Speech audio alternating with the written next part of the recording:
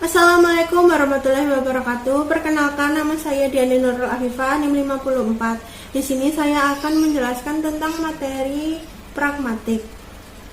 Sebelum menuju ke pembahasan, saya akan menyebutkan beberapa materi yang akan dibahas, yaitu hakikat multidisipliner dalam pragmatik, tindak tutur dan implikatur, relevansi, deiksis, praanggapan, dan teori makna.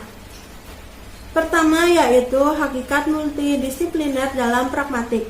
Pertama adalah pengertian pragmatik.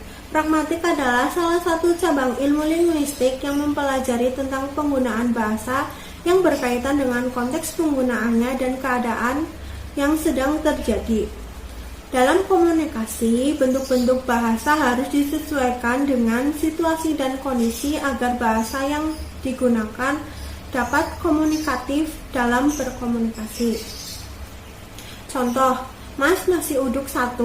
Kalimat tersebut merupakan kalimat yang sering digunakan dalam kehidupan sehari-hari. Jika dipahami dengan teliti, sebenarnya kalimat tersebut memiliki arti yang kurang jelas. Hal itu terlihat pada kata-kata nasi uduk 1. Dalam kalimat tersebut memiliki makna sebenarnya, yaitu meminta nasi uduk 1. Jika kalimat yang benar dituliskan menjadi, Mas, saya pesan nasi uduk 1 bungkus. Namun, karena kalimat tersebut terlalu panjang saat diucapkan, maka diringkas tanpa merubah makna sebenarnya. Kemudian yaitu hubungan pragmatik dengan lingkungan akademik. Dalam bidang akademik juga, pragmatik dapat dihubungkan dengan beberapa ilmu lainnya untuk penelitian, seperti hubungan antara pragmatik dengan ilmu semantik.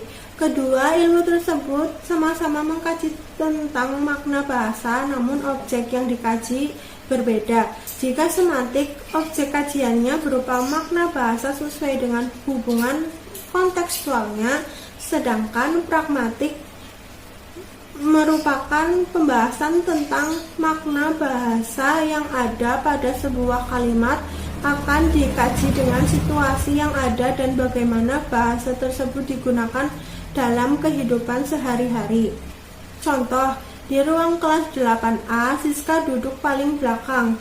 Kemudian ketika gurunya sedang menerangkan, ia berkata, "Pak, mohon maaf, saya izin mau ke belakang." Dari kalimat tersebut, jika dikaji secara semantik, kata belakang yaitu lawan kata dari depan, yang artinya Siska ingin pergi ke belakang.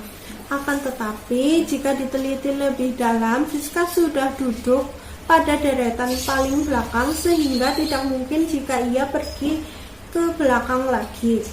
Namun, jika dikaji dengan teori pragmatik, kata belakang pada kehidupan sehari-hari yaitu diartikan sebagai kamar mandi atau toilet.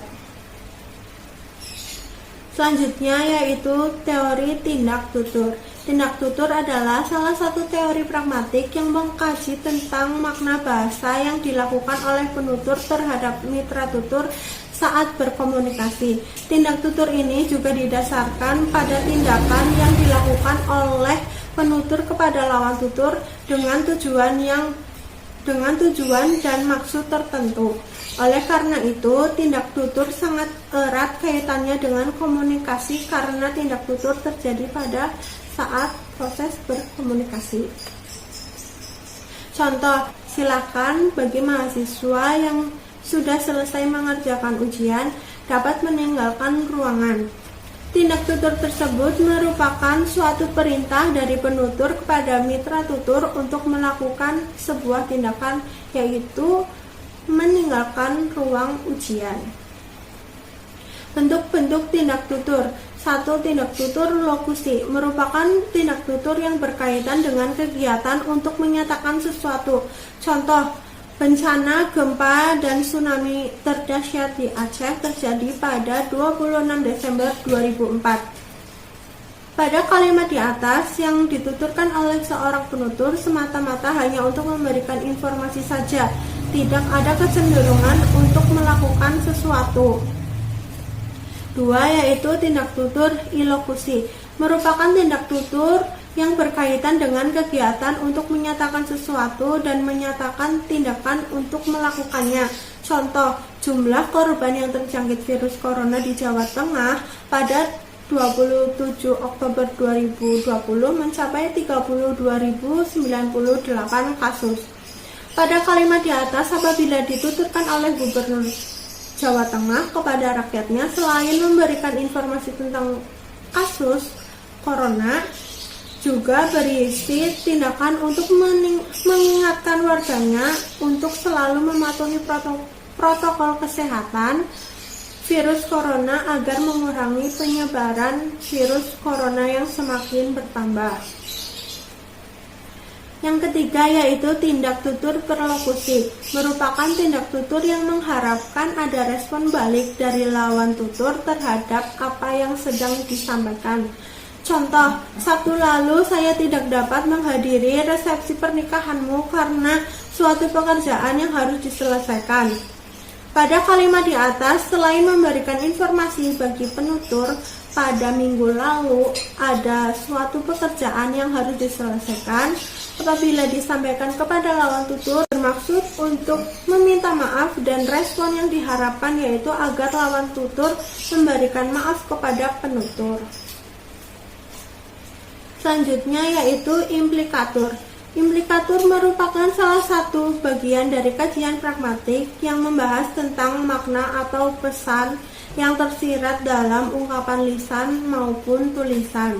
Implikatur bertujuan untuk menyampaikan sebuah ujaran secara tersirat sehingga sebenarnya pesan yang ingin disampaikan berbeda dan bukan makna sebenarnya. Contoh, ada seorang ibu yang melihat anaknya bermain api dan kemudian mengatakan kepada anaknya, "Nyalakan terus apinya sampai besar." Dalam ujaran tersebut tidak dimaksudkan untuk menyuruh anaknya bermain api hingga besar.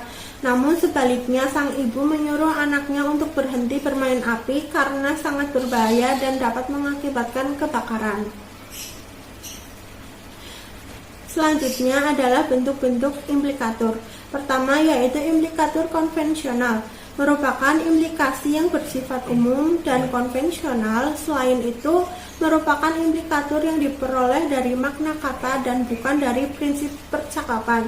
Dengan kata lain, semua orang pada umumnya sudah mengetahui dan memahami makna implikasi tersebut. 2. Implikatur non-konvensional merupakan implikasi yang memiliki makna dan pemahaman terhadap suatu hal yang dimaksud tergantung pada konteks terjadinya percakapan. Artinya implikasi yang terjadi pada suatu percakapan memiliki makna yang tersirat dari makna yang sebenarnya. Selanjutnya yaitu relevansi. Teori relevansi adalah teori dalam kajian pragmatik yang mewajibkan adanya kesesuaian antara pertanyaan dan jawaban saat berkomunikasi. Penutur dan mitra tutur harus memahami dan menafsirkan sebuah tuturan dan pemahaman dan tafsiran yang sama agar terjalin kerjasama yang baik antara penutur dan lawan tutur. Hendaknya dapat memberikan peranan yang relevan tentang sesuatu yang sedang dibicarakan.